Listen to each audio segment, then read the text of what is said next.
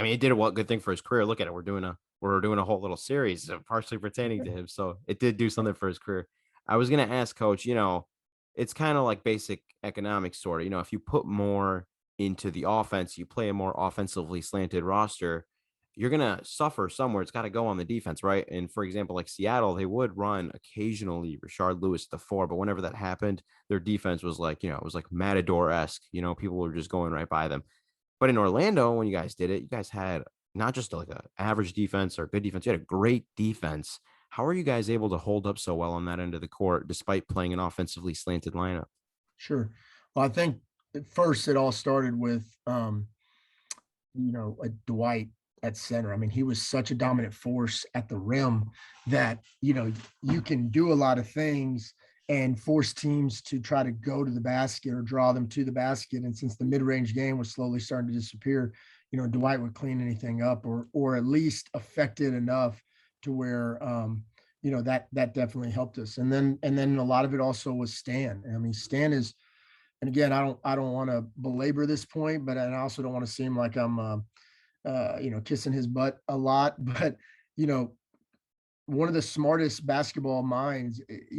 Stan doesn't get enough credit for how smart he was, but also how much he studied the game and really tried to find opportunities and ways to make the team, have its best advantage opportunity, both defensively and offensively. And so, his structure and the way we did things. I mean, Stan was doing analytics stuff before analytics was really taking off. I mean, it was slowly coming in, and Stan was on top of it, and especially defensively. And so, the way he geared our defense, the way we played, what we worked on, our different rotations. But again, using Dwight as the anchor, it even helped with Rashard because now you're talking about on the same time, like you mentioned, Rashard's now having to defend, guys like KG in the post and stuff like that, and that Rashard wasn't really accustomed to doing as much. And so, I think between Stan's coaching, knowing that behind him he had an anchor in a force in Dwight, and then the way we worked as a team defensively, I think that we found that we were able to still be not only effective defensively, but as you mentioned, one of the top defensive teams in the league. Throughout the few years we were there. I think I agree with you. I don't think you're sounding like you're giving the Van Gundy brothers too much credit. I think both of them were very progressive, and I think a lot of people miss that just because nowadays they're like two old guys just talking on a microphone and like complaining about the game not being physical enough. But like for example, like one of the other players that's gonna be featured in this series, Shane Battier, Jeff Van Gundy is like famous for telling him, bring him in his office. He's like, hey, I need you to shoot 12 or 13 threes a game. And like, who is telling somebody to do that in the mid 2000s? So Yeah. I think both of them were really ahead of their time.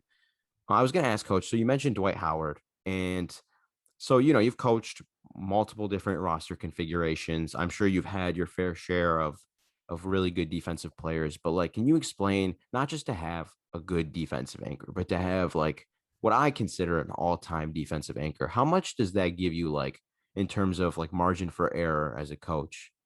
Without a doubt. I mean, like you got to, I mean, this as you've already alluded to it. I mean, Dwight was 6'10, 6'11, incredible physical shape, but was like athletic like a guard. I mean, he could move his feet so well. And the things that we asked him to do, the efforts that we asked him to make to play up on a pick and roll, then get back, in coverage, whether it was to close out to somebody, the rotations we asked him to do. I mean, you can't that I'll put it this way.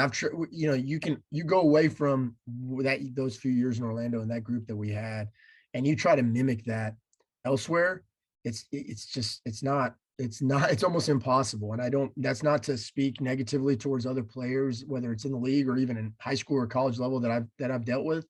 It's just that he was such a unique um, mixture of size and athleticism and just sure power that he allowed us to do things, and he could do things defensively that I agree with you. I don't think is you can you to this day, I don't know. I'd be hard pressed to think of a rim protector and defender on ball and off ball like Dwight. I mean, Rudy Gobert is one that, gets talked about a lot respectfully, and he's a tremendous talent. He couldn't, I mean, there is nothing in comparison to Dwight and what Dwight was able to do.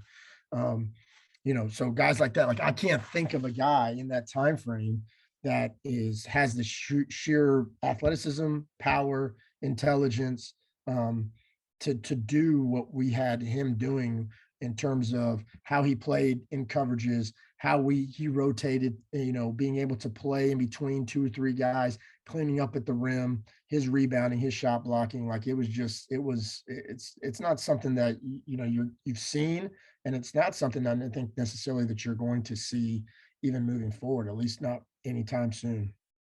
Yeah, just a little funny thing I had jotted down in my notes when I was watching. This is more offensive, but like no offense to them, but like they weren't like Jameer Nelson, Hito Turkoglu, Rashard Lewis. They weren't like elite rim finishers. They definitely blew a couple layups, and it was cool because like it didn't matter because like if they were doing a pick and roll with Dwight, like Dwight's gonna clean it up. If you smoke the layup, he's gonna clean it up. But coach, so Coach Bear, I threw a couple numbers at him, and I want to throw one stat at you that I think will make you smile. So in the year 2008, 2009, that trio, Hito Turkoglu, Rashard Lewis, Dwight Howard, they played nearly 1,700 minutes together, and they had a net rating of over plus 12, which in an 82 game season equates to like a 71 win pace.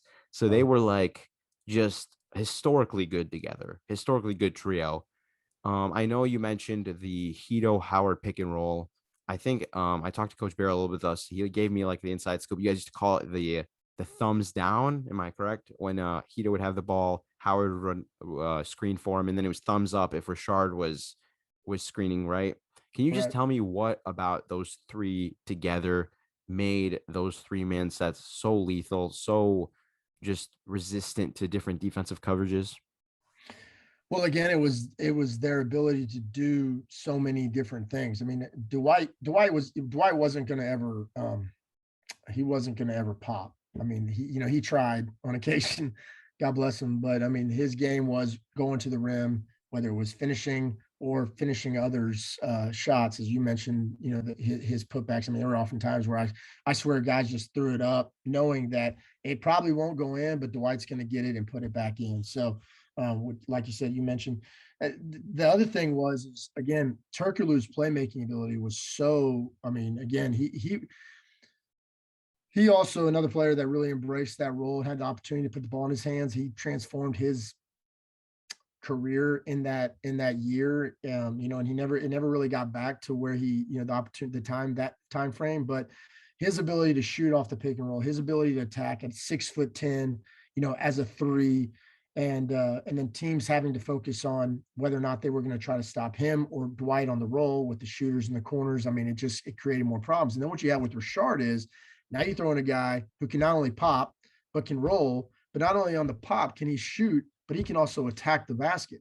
So it makes it really difficult to defend that, get to him to take away his three, but then also be ready for him to drive. And I mean, as I'm talking about this, I can still see Rashard in my head, catching the ball off of pops and shot faking and jabbing. And I mean, guys were like, just do what you want to do because it's pretty much, a done deal at this point. And so, Rashard had really kind of blown that up. And so when you talk about those three guys, I mean, it was their ability to do everything out of a pick and roll that you really want to see done, and really force the defender to choose, what am I going to just give up? I'm just at some point I'm going to have to give up one thing, and whatever that is, hoping that's not going to beat me. And during that time frame, 7 out of 10 times, it was 8 out of 10 times we were going to win that matchup because of the guys that were playing in it and what they were able to do out of it. Like I said, Turk could finish at the rim. Turk could shoot it off the three, off the pick, whether it was a three or a pull up. Um, inside mid range. Dwight would finish at the rim, and then Rashard could do the same thing. I mean, he could pop back and shoot it, could pop back and he could drive it. And again, it to that point you said earlier, it was always also comforting to know that even if a shot went up, you had a pretty good chance that Dwight was going to end up coming down with it if it didn't go in. And so that also helps everybody's confidence level just rise because they feel comfortable knowing that that that we've got somebody there that's cleaning up a lot of stuff, mistakes or missed shots that may come. Yeah, I wanna harp on one thing you said real quick.